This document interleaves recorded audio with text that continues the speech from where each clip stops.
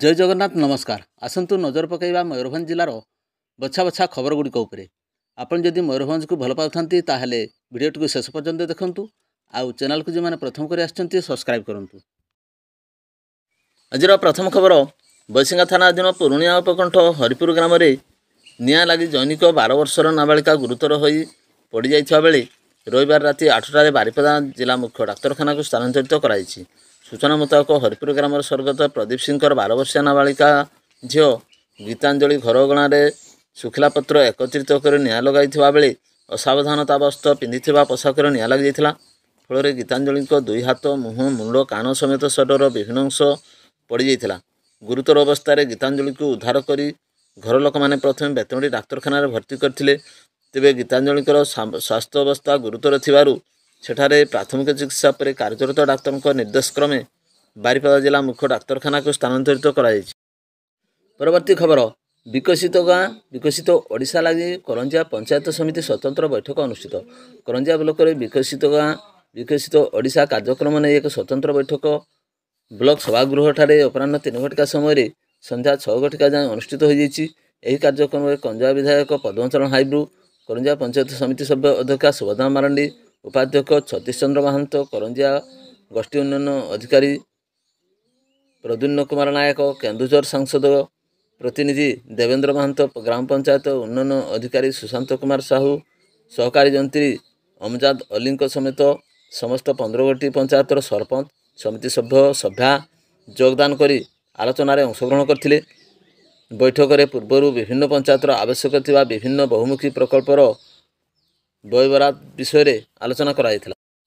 परवर्ती खबर मोरडा ब्लॉक तथा थाना अधीन बेलाझरी आंगनवाड़ी केन्द्र में होइथिबा कर्मी चयन प्रक्रिया व्यापक अनियमितता होइथिबा दर्शाई समस्यार समाधान नहेले आसंता 28 तारिख अनिर्दिष्ट काल पर्यंत आंगनवाड़ी केन्द्र तालाबंद आंदोलन नहीं ग्रामवासी सोमवार अपराह्न 4टारे मोरडा बीडीओ को लिखित चेतावनी जणाइछन्ति। सूचना मुताबक बेलाझरी अंगनवाड़ी केन्द्र में कर्मी चयन प्रक्रिया अनियमितता होइथिबा दर्शाई ग्रामवासी पूर्व उच्चपदस्थ अधिकारी को लिखित भाव अवगत कराइथिले। शेष में समस्यार समाधान न हेबारु आसंता 28 तारिख ठारू आंगनवाड़ी केन्द्र को बंद करी अनिर्दिष्ट काल पर्यंत तालाबंद आंदोलन कराजिबा नै सोमवार अपराह्न रे मोरडा ब्लॉक कार्यालय ठारे बीडीओ को लिखित चेतावनी दैछन्ति। बीडीओ समेत सीडीपीओ को मध्य लिखित चेतावनी दिया जाइथिबा नै धलासाई सरपंच टिलका हांसदा सूचना प्रदान कर। परवर्ती खबर बेतनटी रेंज कार्यालय आयोजित वनांचल स्तरीय हस्ती परिचालना निमंते प्रशिक्षण एवं दक्षता वृद्धि तालीम शिविर शुक्रवार राति 8टारे उद्यापित होइछि। बेतनटी रेंजर मनोरखा अध्यक्षतार आयोजित कार्यक्रम में बारिपदा वनखंडर सहकारी वन संरक्षक एससीएफ रविनारायण महांती एवं प्रशिक्षक भाव में निरंजन दास प्रमुख अधिकारीगण उपस्थित रही। बेतनटी रेंज अधीन विभिन्न स्थानों गजसाथी माने मध्य एही प्रशिक्षण शिविर में सक्रिय अंशग्रहण करथिले। परिवेश सुरक्षा वनीकरण ठारू आरंभ करी मुख्य हाथी परिचालना उपरे आवश्यक तालीम प्रदान करा जायथिला।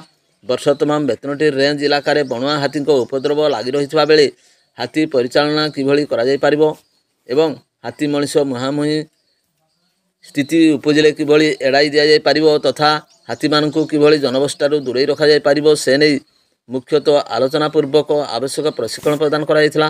परिचालना रे रेंज कार्यालय समस्त कर्मचारी प्रमुख सक्रिय दायित्व संपादन करथिले। अन्य मानक मध्य बेतनटी रेंज अधीन विभिन्न सेक्शन वनपाल वनरक्षी प्रमुख मध्य एही तालीम शिविर में सक्रिय अंशग्रहण करथिले। कार्यक्रम सफल समापन पर रेंजर मनोहर खां धन्यवाद अर्पण करथिले। परवर्ती खबर शिमिलपाल अभयारण्यर फ्रंटलाइन कर्मचारी क्षुद्र सशस्त्र तालीम शिविर अनुष्ठित पीसीसीएफ देले सूचना। मयूरभंज जिला पुलिस विभाग सहयोग में शिमिलपाल अभयारण्य फ्रंटलाइन कर्मचारी क्षुद्र सशस्त्र तालीम अनुष्ठित होइछि। फरेस्टर फरेस्ट गार्ड एवं एसटीपीएफ कर्मचारी माने किभली जरूरीकालीन परिस्थिति रे सुरक्षा निमंते सशस्त्र रखिबे एवं परिचालना करिवे रक्षणाबेक्षण करिवे एवं फायरिंग करिवे से नै एथिरे तालीम दिया जाइछि। वाइल्ड लाइफ प्रोटेक्शन एक्ट जोगे एही ट्रेनिंग प्रदान करा जाइथिबा बेले ए नै सोमवार संध्या प्राय 7:16 समय रे पीसीसीएफ निज सोशल मीडिया एक्स जोगे सूचना प्रदान कर। परवर्ती खबर हस्टेल व्यापक अव्यवस्था नहीं अभियोग करने को 22 किलोमीटर चलिए बासपीटा सरकारी उच्च विद्यालय छात्र पुणी दीर्घ बाट खाली पादरे चलिए स्कूल पिला हस्टेल अव्यवस्था बाबद जिलापाल को अभियोग करने को 22 किलोमीटर बाट पादरे चलिए 116 जन छात्र मयूरभंज जिला बासपीटा सरकारी उच्च विद्यालय राति 12 चली चली बारिपदा रे पहुँचिले शताधिक छात्र अभियोग अनुजाई खाइबा ठीक से दि जाऊना ड्रिल क्लास नजिबारु पीटी सार कार्तिकेश्वर बेहेरा पानिशमेंट दौरान खराब भाषा कहते प्रधान शिक्षक रतिकांत जेना को देखा करू से अभियोग न शुणी ओलटा गाड़ी गुलज सह मारपिट कर केवल सेतिक नुहे क्वार्टर रोथुवा जड़े शिक्षयित्री पिलामानंकु तांको पोषा कुकुरर मल सफा करने को बाध्य कर तेणु कलेक्टर को देखा करने को से समस्ते आसते एने मंगलवार सकाळ प्राय 8 घटिका समय पिलामाने बारिपदारे पहुंची अभियोग करछंती सेपटे घटनास्थल बारिपदा उपजिलापाल कृपासिंधु परिडा पहुंची पिलामानकु बुझासुझा करथिबार दृश्य देखबाकु मिलछि। परवर्ती खबर रागधा श्रीरामचंद्र भंजदेव डिग्री कॉलेज पाठ पढ़ुवा जड़े युक्त 3 छात्री चंपा हांसदा बयस 19 वर्ष सोमवार अपराह्न कॉलेज निज घर सुरैढी पंचायत नाहाशल को फेरुथिले बाटरे बाघुआ महुमाछी अतर्कित भावे तांको मुंड मुह हाथ आदि रे आक्रमण करथिले फल से जंत्रणा चित्कार करने सह साइकेल सह तले पड़ जाइथिले। तांको चित्कार शुणी स्थानीय लोक मैंने धाई आसी तांको कंथा चादर घड़ाइबा सह पाख क्षीरोद महांत घर को आनी आशु चिकित्सा करथिले परे आम्बुलांस रे बारिपदा मुख्य चिकित्सालय को नहीं भर्ती करथिले। परवर्ती खबर बारिपदा आडक अतिरिक्त जिला दौरा जज संतोष कुमार नायक एक नाबालिका धर्षण मामलार विचार करी राय शुणाई। बादामपाड़ थाना भंडन ग्रामर अभियुक्त बिजू बिंधाणी बयस 30 वर्ष को दोषी सब्यस्त करने सह दंडादेश शुणाई। दोषी सब्यस्त अभियुक्त शिशु यौन अपराध सुरक्षा आईन 6 धारार 20 वर्ष सश्रम कारादंड सह 10,000 टंका जरिमाना कर जरिमाना अनादयर अतिरिक्त 6 मास कारादंड आदेश दी जाएगी। बादामपाड़ थानार 2023 डिसेम्बर 11 तारिख में होता अभियोग अनुजाई पूर्वदिन अर्थात डिसेम्बर 10 तारिख में अभियुक्त पीड़िता जोर जबरदस्त टेक्निक धर्षण करते एने 142/23 नंबर रे एक मामला विभिन्न दफारे रुजु होता।